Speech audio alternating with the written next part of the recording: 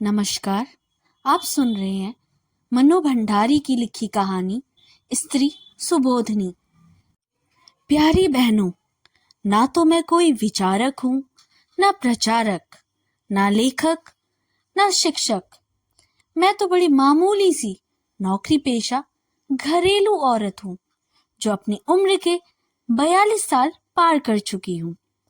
लेकिन उस उम्र तक आते आते जिन स्थितियों में से मैं गुजरी हूँ, जैसा अहम अनुभव मैंने पाया चाहती हूँ बिना किसी लाग लपेट के उसे अपने सामने रखूं और आपको बहुत सारे खतरों से आगाह कर दूं। आप सीधी सी बात सुनिए, सीधी और सच्ची। मेरा अपने बॉस से प्रेम हो गया।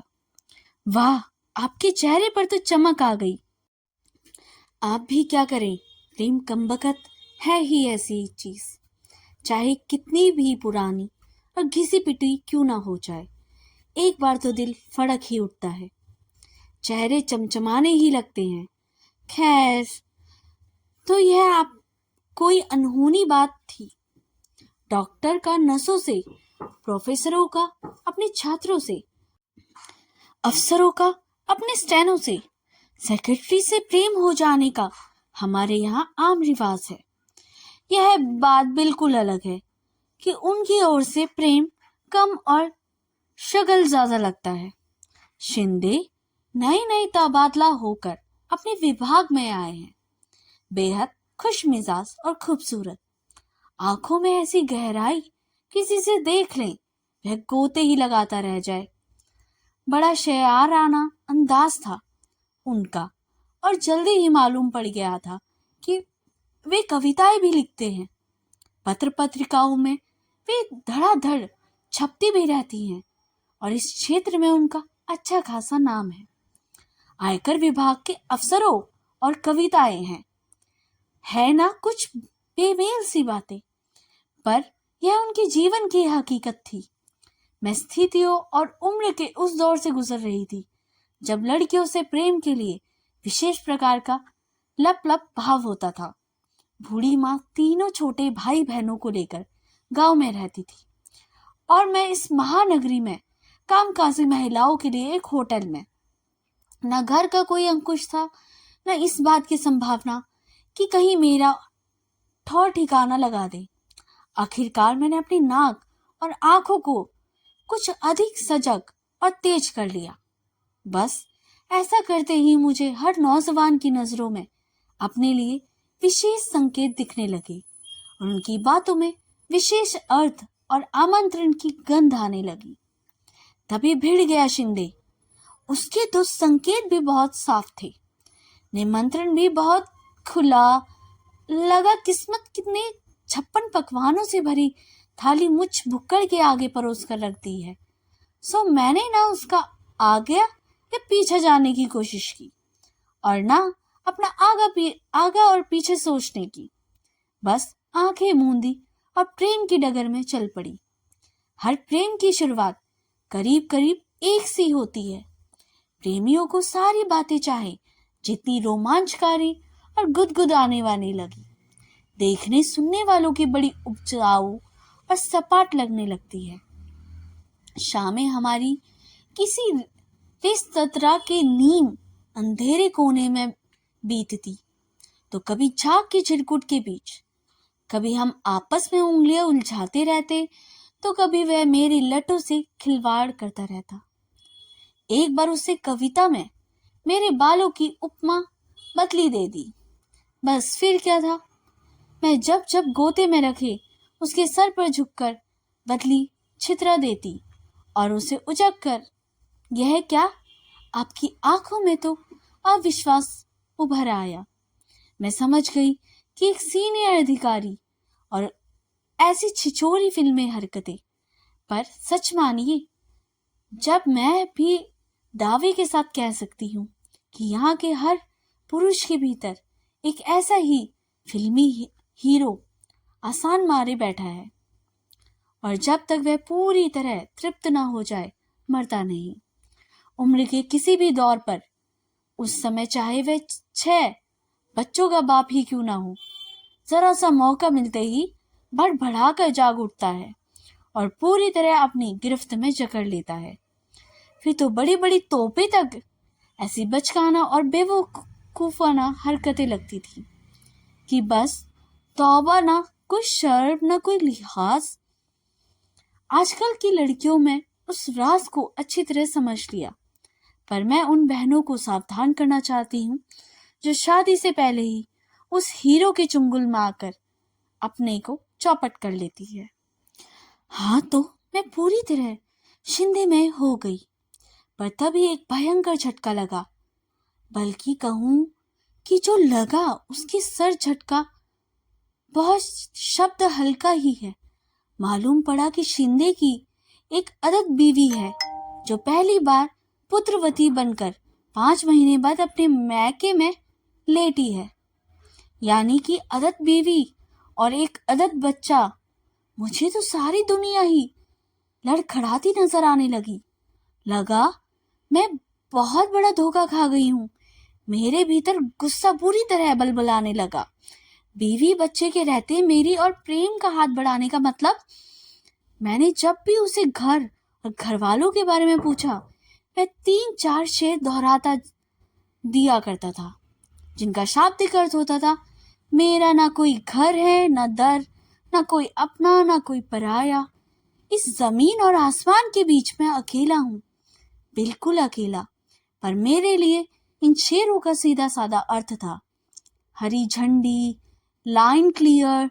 सो मैं सपाटे से चल पड़ी, बल्कि चलने में थोड़ा फुर्ती भी की। आप तो जानते ही होंगे कि उस उम्र तक शादी ना होने पर लड़कियों में खास तरह की हड़बड़ाहट आ जाती थी। जैसे भी हो, जल्दी से जल्दी प्रेमी को पूरी तरह कब्जे में करके पति बनाकर अपनी टेंट में खींच लो। मैं भी इसी नेक इरादे से लपक पड़ी कि बीच में ही औंधे मुंह गिरी, पर गिरने नहीं दिया शिंदे ने। हाथों हाथ छेड़ लिया। उससे बिना किसी बात का मौका दिए मुझे बाहों में भर लिया और धुआंधार रोने लगा। पिता के दबाव में आकर ही हुई शादी मेरी जीवन की सबसे बड़ी ट्रेजेडी बन गई। बीवी के रहते भी मैं इतना अकेला हूँ, 2 अजनबियों की तरह एक छत के नीचे रहने की यातना। ऐसी ऐसी बातें कि ना जाने कितने टुकड़े आंसुओं के भीग भीग कर टपक रहे थे। मेरा विवेक मुझसे संकल्प करवा रहा था कि लौट जाओ, इस दिशा में अब कदम मत रखो। मैं रो रो कर अपनी संकल्प दोहरा रही थी। मैं रो रो कर अपना दुख दोहरा रहा था। इसी तरह हम दोनों 2-3 बार और मिले। वही बातें, वही रोना। मैंने सोचा कि आंसुओं के साथ मैं भी अपना प्रेम और गम भी बहा दूंगी और हमेशा के लिए अलविदा कहकर लौट जाऊंगी। पर हुआ एकदम उल्टा। आंसुओं के जल में खींचकर प्रेम की बेल तो उससे ज्यादा लहला उठी। अब देखिए ना, मीरा का पद असुवन जल खींच सींच सींच बचपन से पढ़ा था। पर हम सबकी ट्रेजेडी यही है कि जब स्कूली शिक्षा को जीवन में गुनते नहीं, शिक्षा एक तरफ, जीवन एक तरफ, इसलिए ठोकर खाते हैं। यही हुआ। उसका दुखी और दयनीय चेहरा देखकर मेरे मन में प्रेम का ज्वार उमड़ने लगा। उसके आंसुओं का प्रेम इतना गीला और रपटीला था कि वापस मुड़ने को तैयार मेरा पैर अपने आप स्वाहा करने के लिए आगे बढ़ गया। शिंदे इस मैदान का पक्का खिलाड़ी था। मेरे असमंजस्य और दुविधा का चट भाप गया। केवल भाप ही नहीं गया, वरन उससे मुझे यह भी महसूस करा लिया कि बीवी की उस उपस्थिति से हमारे प्रेम में आपातकालीन स्थिति पैदा हो गई है। अब यदि उसे बचाकर रखना है तो प्रेम करने के तरीके में एक क्रांतिकारी परिवर्तन लाना होगा।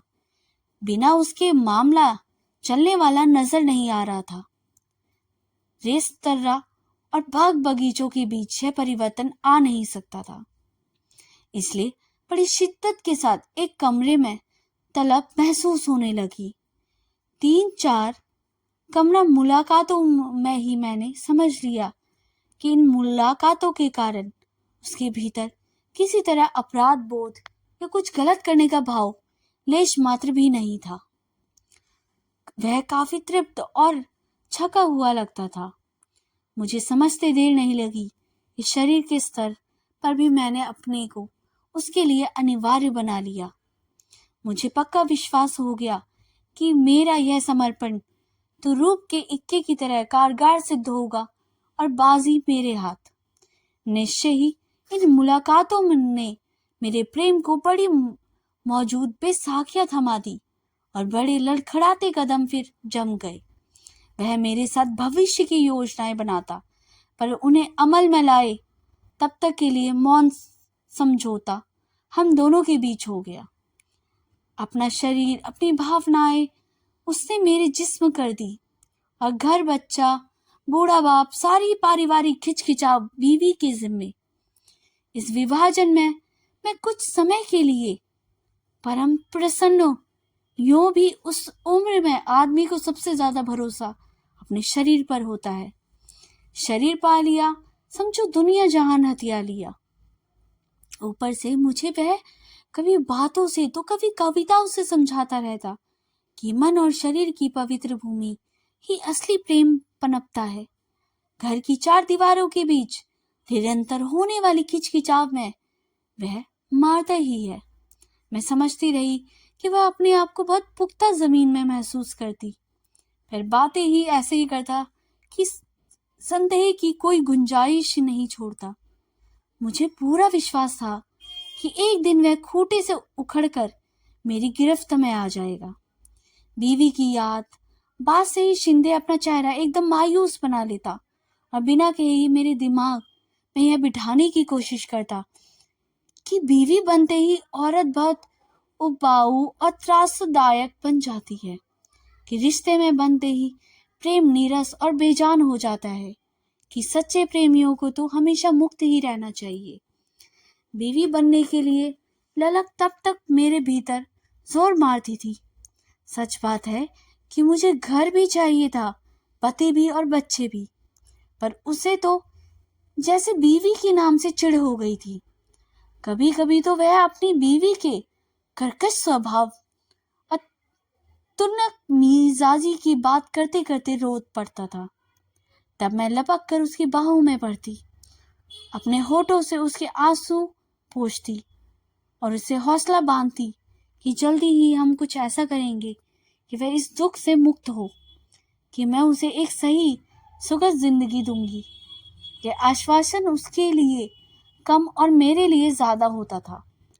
दिन सरकते जा रहे थे और अपने प्रेम करने के तरीके क्रांतिकारी परिवर्तन लाने के बावजूद स्थिति जहां की तहां, यानी कि मैं अपने हॉस्टल के कमरे में बंद, शिंदे अपनी बीवी की मुट्ठी में।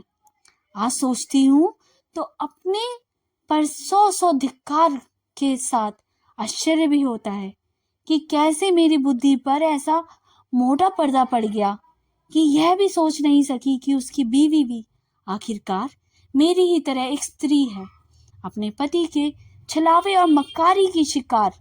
पर नहीं, यह तो सब तब समझ में आया जब मेरी मक्कारी ने मुझे तबाही के कगार पर ला दिया। तभी मैंने सोचा कि क्यों ना मैं जब तक वहां उपस्थित होकर उसके त्रास को इतना बढ़ा दूं कि वह खुद ही इस अपमानजनक स्थिति को नकार कर अलग हो जाए। रकीब को सामने देखकर अच्छे अच्छों के हौसले पस्त हो जाते हैं। फिर अपमान और उपेक्षा की आग में झुलसी इस औरत का हौसला ही क्या होगा। और यही सोचकर आखिरकार मैंने एक दिन शिंदे के घर जा धमकी। एक सुहागिन औरत की सारी नियामतों, यानी कि बूढ़े ससुर के वरहद हस्त की छत्र छाया और बच्चे के पतौड़ों के वंदनवार के बीच दूधो न्यायी पूतो फलू भाव से वह कुर्सी पर विराजमान थी। मुझे देखकर उसके चेहरे पर किसी तरह का विकार नहीं आया। विकार तो मुझे देखकर शिंदे के चेहरे पर आया, जिसे उसे थोड़ी सी कोशिश करके अफसरी नकाब के नीचे ढक लिया। दफ्तरी भाषा में दफ्तरी बातें करके उसने मुझे चलता किया, पर बाहर निकलते समय हाथ दबाकर लाड में लपटी हल्की सी फटकार के साथ शाम को कमरे में आने पर निमंत्रण भी दे दिया। मैं उसकी बीवी को त्रस्त करने आई थी, पर खुद ही त्रस्त और पस्त होकर लौटी। मुझे आश्चर्य हो रहा था कि यह औरत है या मांस का लौंदा। इसका आदमी 3 साल से एक दूसरी लड़की के साथ मस्ती मार रहा है और उसे कोई तकलीफ न कष्ट। मैं इसकी जगह हूं तो शायद एक दिन भी इस तरह की अपमानजनक स्थिति को बर्दाश्त न करूं। इसके चेहरे पर चमड़ी लिपटी है या गेंडे की खाल। यह तो मुझे बहुत अनुभव ने सिखाया कि अधिकतर शादीशुदा औरतें ऐसी ही होती हैं, जिन्हें अपने घर की दीवारों से बेशुमार लगाव होता है, इतना ज्यादा कि धीरे धीरे उन दीवारों को ही अपने शरीर के चारों ओर लपेट लेती हैं। फिर मान अपमान के सारे हमले उनसे टकराकर बाहर ही ठहर जाते हैं और वे उनसे बेअसर सती साध्वी से भीतर सुरक्षित बैठी रहती है। शाम को शिंदे मुझ पर एकदम बरस पड़ा कि मैंने उसके घर आने की मूर्खता क्यों की। कितनी चौकस रहना पड़ता है उसे हर समय, जिसे उसकी बीवी को उस प्रसंग की हवा भी ना लगे, वरना तब वह शूर्पणखा की तरह ऑफिस परिवार सारे शहर में हड़बोंग मचाकर रख देगी।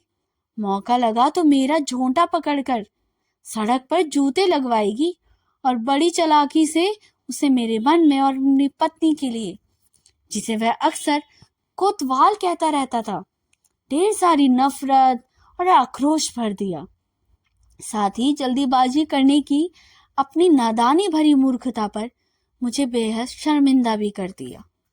देखा आपने कि कैसे शातिराना अंदाज से पुरुष नफरत और गुस्से की सुई अपनी ओर से सरकाकर दोनों औरतों की ओर घुमा देता है। वे आपस में लड़े भिड़े, कोसे गालियां आए और वह जो असली गुनाहगार है वह अपने पर आँच आए बिना किसी आराम से रहे, दोनों का सुख भोगता रहे। वह समझता है कि सहजीवन का मधुरतम पक्ष तो हम भोग ही रहे हैं। क्यों बेकार में शादी ब्याह और घर में जकड़कर इस मधुर संबंध का गला घोटना चाहती हूँ। और इसी चक्कर में वह मधुर उड़ेलती हुई 3-4 फड़कती कविताएं मेरे नाम ठोक देता है। मेरे कंधों पर स्त्री पुरुष के संबंधों को एक नई दिशा देने का दायित्व है। अगली पीढ़ी अधिक स्वस्थ, अधिक मुक्त जिंदगी जी सके, उसे उसके लिए अपनी पहल करनी होगी। वह उदाहरण रखना होगा, चाहे उसके लिए हमें खाद ही क्यों ना बनना पड़े। शिंद तो ये सारी झड़का कर मजे से अपनी बीवी का बगल गिर हो जाता है और असली अर्थों में खाद बनी अपने कमरे में सड़ती रहती। तभी शिंदे का तबादला हो गया। मैं एक बार फिर डगमगा गई। मुझे लगा कि बस अब मेरी जिंदगी से निकला, पर उस समय तो बस शिंदी में ही प्राण बसते थे। लगता था उसके बिना जी नहीं सकूंगी। गलत सही की समझ ही कहाँ रह गई थी। मैं उसे पाना चाहती थी और वह मुझे खोना नहीं चाहता था। उसके साथ होटल में गुजारे वे दिन मैं तो भूल ही गई थी कि हम दोनों के बीच कोई तीसरा भी है। तबीयत एकदम लहला उठी। इस बार उसने बकायदा योजना बनाई कि पत्नी को अब यहाँ ना बुलाकर उसके पिता के घर भेज देगा और धीरे धीरे उसे कानूनी कार्रवाई करने के लिए राजी कर लेगा। यदि नहीं हुई तो मजबूर करेगा। बातों का तो वह बादशाह ही था। पत्र लिखने में उससे कमाल हासिल था। शरीरों में जो दूरी आ गई थी वह पत्रों को की भाषा से पाटता रहता।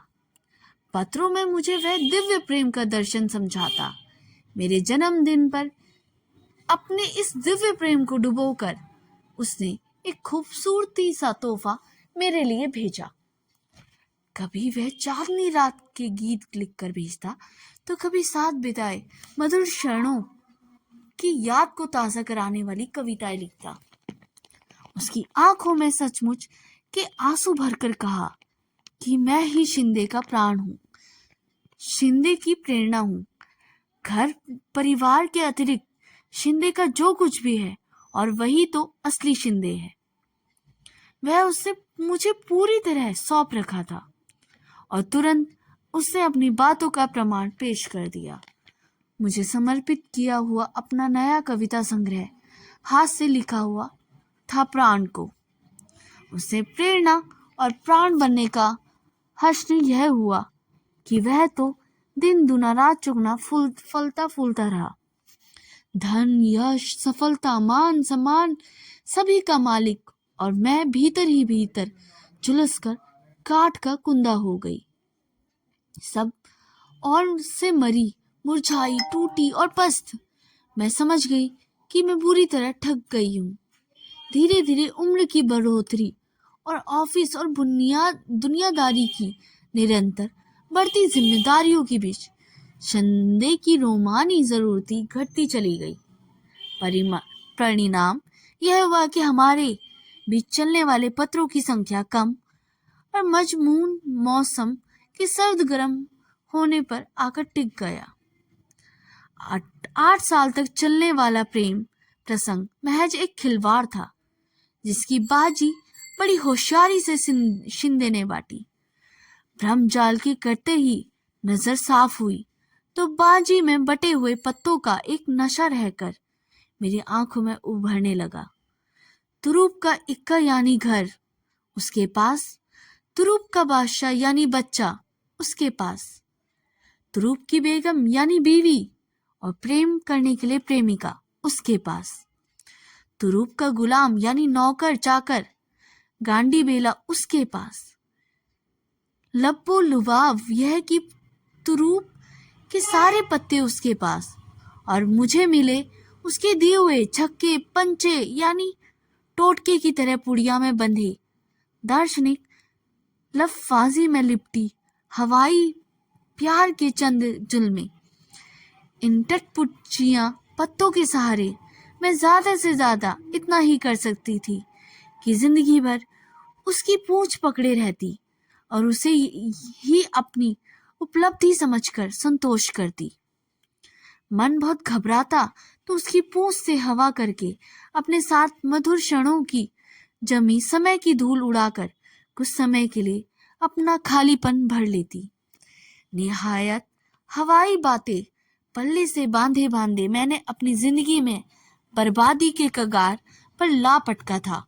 अब चाहती हूँ ठेठ दुनियादारी की बातें अपनी हजार हजार मासूम किशोरी बहनों के पल्ले से बांध दूं, जिसे वह मेरी तरह भटकने से बच जाए। इस देश में प्रेम के बीज मन और शरीर की पवित्र भूमि में नहीं, ठेठ घर परिवार की उपजाऊ भूमि से ही फलते फूलते हैं। भूल कर भी शादीशुदा आदमी से प्रेम में मत पड़िए। दिव्य और महान प्रेम के खातिर बीवी बच्चों के दाव पर लगाने वाले प्रेम वीरों की यहाँ पैदावार ही नहीं होती। दो नाव पर पैर रखकर चलने वाले शूरवीर जरूर सरे आम मिल जाएंगे। हाँ, शादीशुदा औरतें चाहें तो भले ही शादीशुदा आदमी से प्रेम कर ले। जब तक चाहा प्रेम किया, मन भर गया तो लौट कर अपने घर खूंटे पर। ना कोई डर ना कोई घोटाला, जब प्रेम में लगा तो शादी का ताला। अगर आपको ये कहानी पसंद आई हो तो इसे लाइक शेयर सब्सक्राइब करना ना भूलें और इसके साथ लगे हुए बेल आइकन को भी प्रेस करें ताकि मेरे द्वारा लाई गई सारी वीडियो का नोटिफिकेशन आपको मिलता रहे। तब तक के लिए धन्यवाद। आपका दिन शुभ हो।